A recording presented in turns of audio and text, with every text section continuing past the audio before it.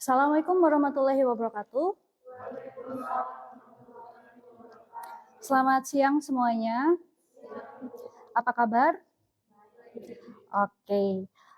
Ini kita ketemu lagi ya. Sekarang kalian sudah masuk ke semester 3, sudah masuk mendekati lagi nih. Kalian mau lulus ya sebentar lagi. Berarti kalian sudah kurang lebih sudah 1 tahun di sini.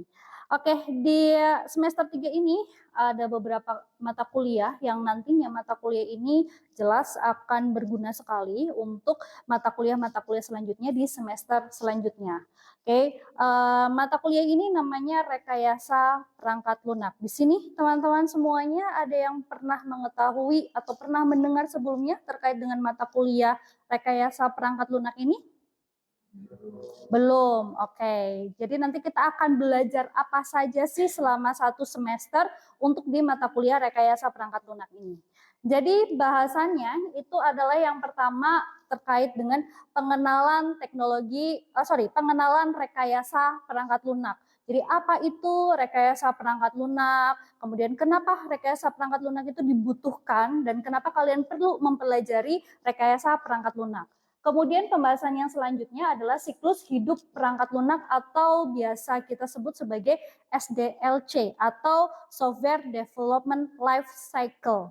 Ya, siklus hidup perangkat lunak. Jadi bukan hanya manusia atau makhluk hidup saja seperti manusia, tumbuhan, hewan yang mempunyai siklus hidupnya, tetapi perangkat lunak itu juga mempunyai siklus hidupnya. Dan nanti kita akan membahas terkait dengan ini.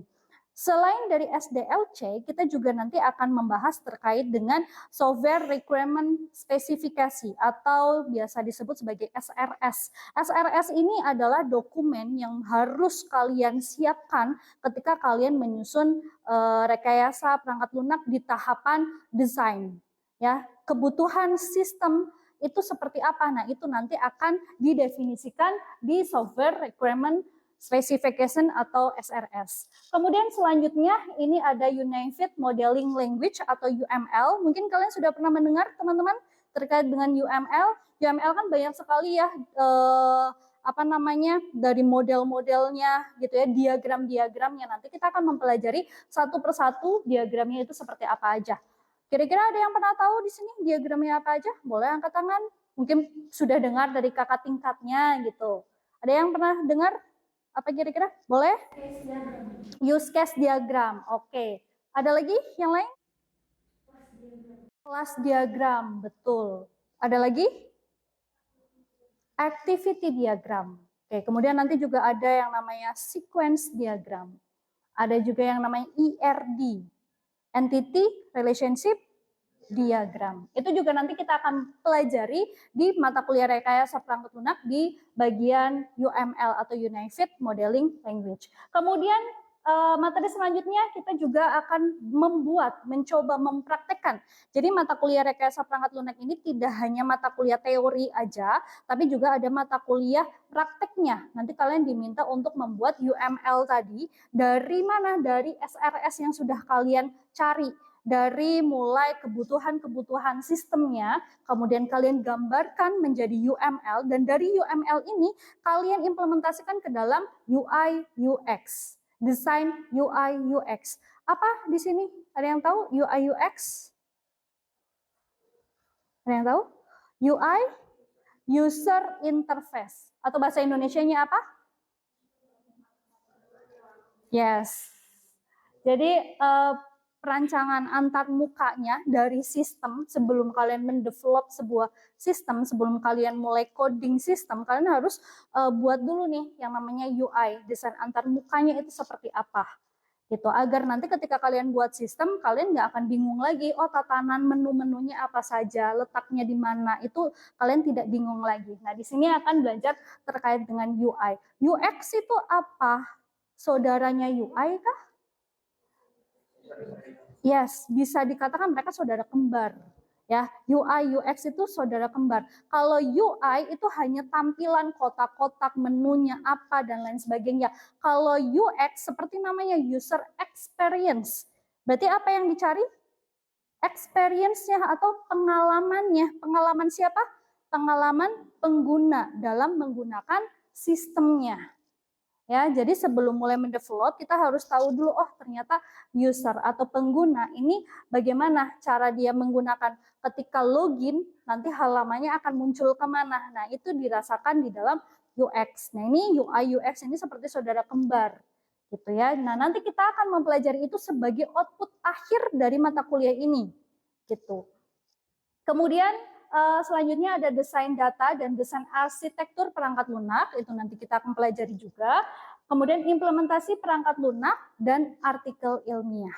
Jadi output dari mata kuliah ini nantinya itu adalah kalian bisa mendesain UML, kalian bisa mendesain UI UX, yang nantinya kita akan buat tugas, buat project yang namanya TBP. Ada yang pernah dengar TBP itu apa? Team based project. Jadi project berdasarkan tim. Gitu. Jadi nanti kalian akan dibuat per kelompok untuk bisa menyelesaikan project berdasarkan ini tadi UML, UI UX dan lain-lain hingga akhirnya nanti diimplementasikan dalam bentuk artikel ilmiah yang nanti akan kalian submit ke jurnal-jurnal yang ada di Indonesia. Gitu. Sampai sini ada yang mau ditanyakan terkait dengan materi kita selama 1 semester ini? Tidak ada? Oke, kita next ya ke presentasi penilaian. Nah ini harus mahasiswa ketahui dari awal pertemuan. Kenapa? Agar kita ada keterbukaan nilai. Jadi kalian tahu, oh saya dapat nilai B, ini asalnya dari mana sih? Persentase perhitungannya bagaimana sih? Gitu. Jadi kalian bisa memaksimalkan di bagian yang mana? Begitu. Makanya ini wajib saya harus jelaskan ke kalian di pertemuan awal ini. Gitu. Jadi nanti apa saja yang akan dinilai pada mata kuliah ini? Yang pertama adalah MMI. MMI itu apa? Mental, moral, dan intelektual. Atau kalau dirangkum itu adalah keaktifan kalian. Jadi tanya jawab di sini, aktif bertanya, aktif diskusi, itu ada penilaiannya dan di sini masuk ke dalam 10% penilaian. Kemudian selanjutnya adalah hasil proyek tadi TBP-nya ya, bentuknya ada UML, UI UX hingga ke artikelnya itu 50%. Lumayan besar. Ya, makanya di sini kalian harus memaksimalkan nilai tersebut. Selanjutnya ada UTS 20 dan juga UAS 20%. Oke, jadi nanti kalian akan dititik beratkan pada hasil proyeknya. Kira-kira sudah kepikirankah kalian nanti proyeknya akan seperti apa? Sudah? Belum? Oke. Nanti kita akan lakukan pembagian kelompok TBP. Di sini kita mau bagaimana pembagiannya? Mau saya menentukan atau kalian mau pilih sendiri pembagiannya? Saya yang memilih sendiri. Oke, jadi agar lebih enak belajarnya, karena kalau pengalaman sebelum-sebelumnya ya, kelompok semakin banyak, permasalahan akan semakin kompleks. Ya, jadi kayaknya kita akan kelompoknya itu 2 orang aja. Gitu. Jadi apa namanya, meskipun outputnya nanti akan semakin banyak, kalian tanggung jawab pekerjaannya semakin besar, tapi itu akan ideal untuk pengetahuan kalian, untuk pembelajaran kalian, gitu. Oke, setuju? 2 orang ya. Oke, next materinya sekarang adalah pengetahuan terkait dengan rekayasa perangkat lunak. Di sini tadi masih belum tahu rekayasa perangkat lunak itu apa. Jadi rekayasa perangkat lunak ini nanti kalian akan belajar mulai dari tahapan-tahapan, mulai dari tahapan perencanaan atau planningnya itu seperti apa, tahapan desain itu seperti apa, kemudian tahapan-tahapan mulai dari pengkodean dan lain-lain. Nah, itu kalian pelajari di rekayasa perangkat lunak. Mata kuliah yang sangat berkaitan dengan mata kuliah rekayasa perangkat lunak ini nanti ada di semester 5. Apa nggak? Udah ada kebayang belum? Apa kira-kira materi apa? Atau mata kuliah apa yang paling berkaitan dengan mata kuliah ini? Mungkin sudah pernah dengar dari kakak tingkat kalian? Proyek teknologi informasi 1. Itu yang paling berkaitan dengan rekayasa perangkat lunak. Kenapa? Karena nanti pada saat mata kuliah proyek teknologi informasi yang pertama, kalian kan diminta untuk membuat sistem secara utuh. Ya, dan bagaimana cara kalian membuat sistem secara utuh? Itu harus mulai dari runtutan-runtutan awal dulu. mulai dari planningnya, mulai dari desainnya, mulai dari pengkodeannya, kemudian ada evaluasinya, ada pengujian dan lain sebagainya. Ini runtutan-runtutan ini kita akan pelajari di awal dulu, yaitu di mata kuliah rekayasa perangkat lunak. Sampai sini bisa dipahami? Oke. Nah, untuk bisa mengetahui runtutan-runtutannya, ini ada berbagai macam metode. Banyak sekali metodenya. Apa saja metode-metode tersebut dirangkum dalam ini, Software Development Life Cycle atau siklus hidup perangkat lunak. Oke, jadi runtutan-runtutan yang tadi itu digabungkan ke dalam SDLC. Oke, jadi SDLC itu apa? Oke, sebelum bahas terkait dengan SDLC, perlu tahu dulu nih, kenapa harus mempelajari proses dan siklus hidup perangkat lunak. Kira-kira ada yang tahu kenapa kita perlu mempelajari itu? Oke, boleh Mas jawab. Kenapa kita perlu mempelajari proses siklus hidup perangkat lunak? Karena siklus perangkat ini di zaman sekarang sangat berdampingan dengan kehidupan sehari-hari. Namun kita sekarang tidak seharusnya tidak hanya perlu tahu manfaatnya saja, tapi harus proses di belakangnya.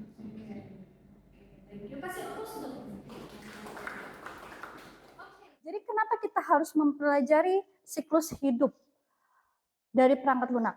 Kita analogikan seperti manusia. Ya, kalian inilah manusia. Kalian dulu pernah merasakan jadi bayi, ya? Bayi, kemudian balita, kemudian kalian mulai anak-anak SD, masuk ke remaja, kemudian sekarang kalian apa? Sudah tua belum? Masih remaja? Ya, masih remaja, tapi sekarang terkenanya remaja jompo ya. Oke, jadi ini adalah siklus hidup mulai dari, di sini mungkin kelihatan ya, ada anak kecil nih, bayi. Meskipun ini siklus hidup secara umum ya, karena kalau kita berbicara terkait dengan spiritual gitu ya, kadang pun sampai sini langsung ke sini, gitu ya. Belum sampai sini nih, baru sampai sini atau bahkan sampai ke sini, udah langsung ke sini. Itu secara spiritualnya, tapi kita bicara terkait dengan secara umumnya gitu ya. Secara umumnya proses hidup manusia itu pasti mulai dari bayi dulu. Mulai dari bayi ke anak-anak, kemudian remaja, mulai ke ini mungkin remaja kuliah menuju ke dewasa, ini sudah dewasa sampai ke ini sudah kakek nenek, gitu, sudah lansia. Nah, ketika sudah lansia dia akan kemana nih? Akan ke rumah masa depan. Apa rumah masa depannya? Kuburan. Ya. Jadi ini adalah siklus hidup dari manusia, gitu. Nah, hubungannya apa dengan siklus hidup perangkat lunak? Kita lihat analogi yang di bawah ini. Kalian pernah menggunakan gadget ini? Pernah punya? Pernah. Apakah sekarang kalian masih menggunakan gadget ini? Kenapa alasannya? Perkembangan teknologi itu juga yang dinamakan sebagai siklus hidup dari teknologi. Jadi teknologi semakin meningkat, pasti akan ada perkembangannya. Makanya kenapa harus ada sistem nanti kan kalian ini calon-calon programmer gitu ya, calon-calon pembuat sistem gitu. Jadi harus memikirkan kira-kira sistem yang akan kalian buat itu akan long lasting atau tidak. Atau akan dibuatnya hanya ketika dibuat, digunakan sekali, habis itu udah dibuang. Kan kalau kayak gitu sayang, ya kan? Makanya kita harus mempelajari siklus hidup dari perangkat lunak agar long lasting. Seperti ini, layar yang seperti ini dari tahun 2000, mungkin ini 2000 berapa? 2011, 12, 2010 udah ada yang layar sentuh ya. Oke, mungkin ya kita let's say ambillah 2010 ya. Dari 2010 sampai sekarang 2026 masih konsisten menggunakan layar sentuh gitu. Padahal dulu dengan QWERTY ini juga lumayan lama. Kemudian timbullah QWERTY BlackBerry ya. Di sini pernah pakai ya. Nah, itu kan juga cukup lumayan lama ya, tapi sampai sekarang sudah tidak tahu kabarnya lagi nih gitu. Nah, tapi yang long lasting yang seperti ini. Nah, ini kita harus menggali kenapa ini bisa long lasting gitu, karena ini akan menjadi acuan kalian calon-calon programmer untuk membuat sebuah sistem long lasting, bertahan lama. Itu seperti apa? Gitu.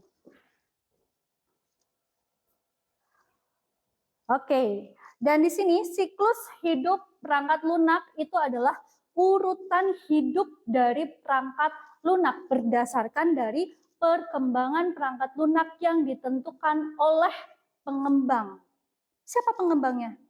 Kalian, calon-calon pengembang perangkat lunak. Ya, dari awal kalian harus bisa tahu, oh sistem yang kalian akan buat ini mau sampai sejauh mana sih, gitu. Kemudian ini semua untuk apa? Untuk ini menentukan perangkat lunak itu usang atau bisa diperbaharui. Usang itu apa? Usang itu sudah tidak layak, gitu, sudah terlalu jadul, atau masih bisa diperbaharui. Contohnya tadi Nokia lah, let's say kita sebut saja merek Nokia gitu ya. Nokia ini apakah sampai sekarang bisa dipakai lagi? Bisa, tapi banyak kok orang yang pakai. Kenapa? Karena tidak mengikuti perkembangan teknologi saat ini. Nokia hanya bisa SMS saja, telepon biasa. Sementara kebutuhan kalian Gen Z ya ini ya, apa kebutuhan kalian?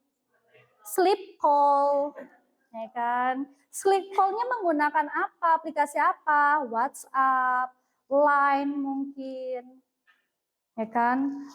Apakah Nokia bisa? Nokia pernah loh buat handphone layar sentuh, ya, dengan sistem operasinya sendiri. Tapi karena ada beberapa batasan-batasan nih, akhirnya apa? Akhirnya kurang banyak diminati, gitu. Pasarnya dari dulu sampai sekarang masih dipegang oleh siapa?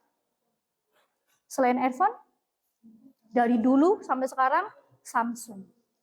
Samsung dulu bersaing dengan Nokia, iPhone belum ada.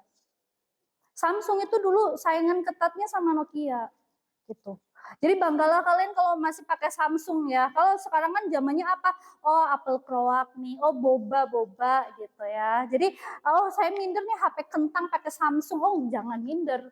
Samsung ini legend gitu. Sudah terbukti kualitasnya memang dari zaman dulu sampai sekarang dia mau upgrade terus gitu. Oke. Siklus hidup perangkat lunak ini tidak sama dengan proses perangkat lunak. Keduanya ini penting untuk dipahami para pengembang perangkat lunak dan juga pengguna perangkat lunak itu sendiri. Jadi siklus hidup maupun prosesnya itu sama-sama penting walaupun itu bukan hal yang sama. Gitu. Jadi wajib untuk kalian calon-calon pengembang ataupun bahkan kalian juga pengguna itu wajib untuk mengetahuinya. Ini adalah contoh dari siklus hidup perangkat lunak. Nanti akan saya tampilkan beberapa siklus hidup, beberapa contohnya ya. Ini contohnya dulu nih siklus hidup yang umum digunakan. Yang pertama adalah mulai dari mana? Ada yang bisa nebak ini kita mulainya dari mana? Startnya? Analisis dan perancangan terlebih dahulu. Jadi ketika kalian mau membuat sistem, yang kalian tampilkan apa dulu? Analisis dan perancangan. Harus dianalisis dulu. Kalian membuat sistem yang seperti apa? Siapa penggunanya? Target market kalian siapa? Itu penting sekali untuk kalian tentukan di awal. Jangan sampai kalian mau buat sistem untuk diet sehat contohnya. Sistem untuk diet sehat, tapi kalian peruntukannya, kalian wawancaranya, ambil datanya ke lansia misalkan. Oke lah, diet sehat dengan lansia, oke, masih ada korelasinya. Tapi diet sehat yang kalian maksud untuk menurunkan berat badan misalkan. Sementara lansia ini kan harusnya dia menstabilkan berat badan nih, gitu. Ya kan, kalau dia menurunkan berat badan takutnya efeknya kemana-mana, gitu misalkan seperti itu. Jadi target marketnya itu harus clear, harus jelas, begitu. Kemudian setelah kalian sudah melakukan analisa, apa yang kalian lakukan? Perancangan. Di bagian perancangan apa? Tadi dari mulai kalian buat UML-nya. Tadi betul use case, kemudian tadi ada activity diagram, kemudian apa lagi? Ada class diagram, ada sequence diagram, ada entity relationship diagram. Itu masuk ke dalam perancangan. Pengembangan atau perancangan UI UX juga masuk di sini. Kemudian setelah itu semua sudah clear, baru masuk ke pengembangan perangkat lunak. Pengembangan itu bagaimana contohnya? Mulai coding. Nah ini, proses ini akan kalian lalui kalau kalian sudah masuk ke semester 5, teman-teman. Di mata kuliah proyek teknologi informasi yang pertama. Ini siklusnya komplit. Kalau di mata kuliah ini, kalian cuma bisa masuk ke analisis dan perancangan saja. Itu sudah kebayang? Nah, sekarang kita masuk nih ke kira-kira apa saja contoh dari siklus hidup perangkat lunaknya. Ada yang bisa tebak? SDLC-nya itu apa aja? Yang paling mudah? Waterfall. Apa itu waterfall? Pernah dengar nggak? Air terjun, betul. Maksudnya gimana nih kok siklus hidup dikaitin dengan air terjun? Gimana nih? Gimana coba? Air terjun itu prosesnya gimana sih? Dari bawah ke atas kah? Dari atas ke bawah. Dan cuman satu sekali jalan aja. Ada nggak air terjun yang sudah turun, naik lagi ke atas, turun lagi? Itu roller coaster namanya. Ya, kalau waterfall, alurnya itu adalah fase hidup yang dari atas ke bawah atau bisa juga dikatakan linear. Gitu. Contoh gambarannya seperti apa? Seperti ini. Bu, tapi itu bukan air terjun, itu datar aja. Ya, bentukan waterfall-nya ini bisa beraneka ragam. Tapi yang dimaksud di sini adalah prosesnya itu adalah sekali jalan. Gitu.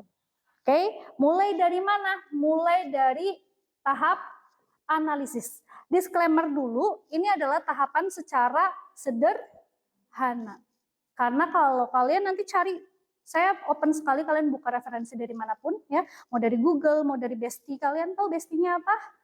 ChatGPT, betul. Itu bestie kalian ya, sudah saudara kandung nggak?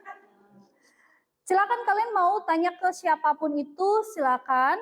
Bisa lihat nanti ya contoh waterfall itu tahapannya seperti apa. Pasti ada yang kompleks, ada yang sederhana. Di sini saya menampilkan yang sederhana. Ya, ada 4 tahapan. Yang pertama ada analisis, tadi analisis kebutuhannya dulu. Kemudian desain di sini tadi mencakup dengan UML, UI UX. Kemudian kode ini codingan ya, sudah mulai mendevelop sistemnya, dan tes ini adalah testing. Tes ini juga nanti kalau di kode saya rasa di semester 1 kalian juga sudah belajar DDP ya, dasar-dasar pemrograman. Itu juga sedikit kalian belajar lah kira-kira ngoding itu seperti apa gitu ya. Nanti di semester 5 sudah pasti ada, semester 4, semester 5 itu sudah pasti ada mata kuliah yang memang memfokuskan coding itu seperti apa. Nah, untuk yang testing ini nanti kalian akan dapatkan di semester 5. Ya, ada mata kuliahnya pengujian perangkat lunak. Nanti ada yang namanya black box, ada yang namanya UAT. UAT apa? User Acceptance Testing. Pinter kalian ya. Keren. Ke-11 untuk kalian. Oke, ini adalah tahapan dari waterfall secara singkat.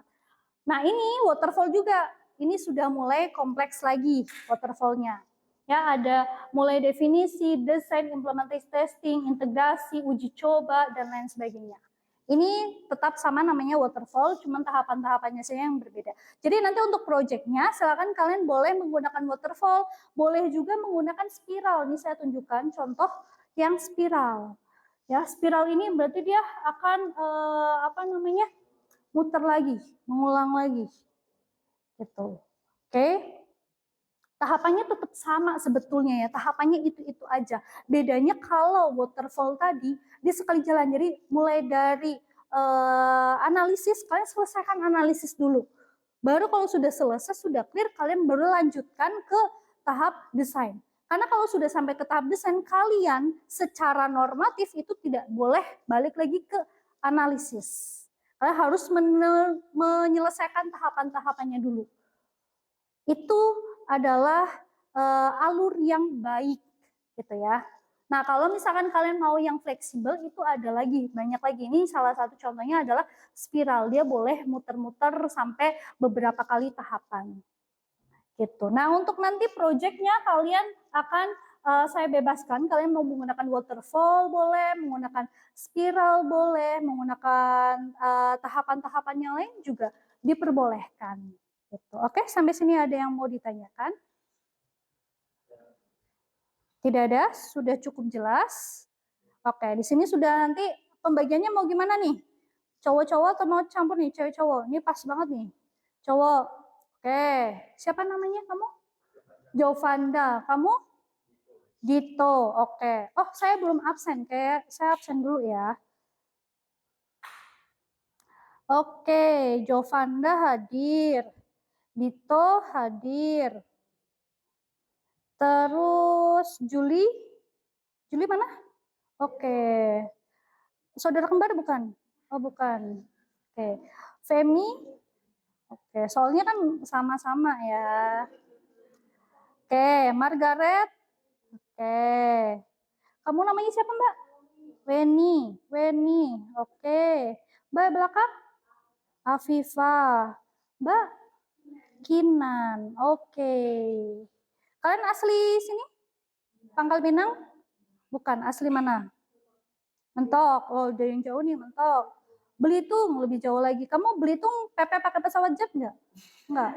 Oh, ada pribadi. Pakai apa? Pakai perahu. Pakai jet. Oh ya, orang kaya ya. Amin. Orang have. Oh, amin, amin, amin. Amin. Oke. Oke, mungkin itu saja. Kalau tidak ada pertanyaan, kita akan lanjutkan di pertemuan minggu depan. Kita sudah mulai masuk ke proyeknya TBP. Jadi mulai minggu depan kalian sudah duduknya secara berkelompok. Oke, ada pertanyaan lagi? Tidak ada? Oke, kalau gitu terima kasih semuanya. Saya akhiri. Wassalamualaikum warahmatullahi wabarakatuh. Selamat siang semuanya.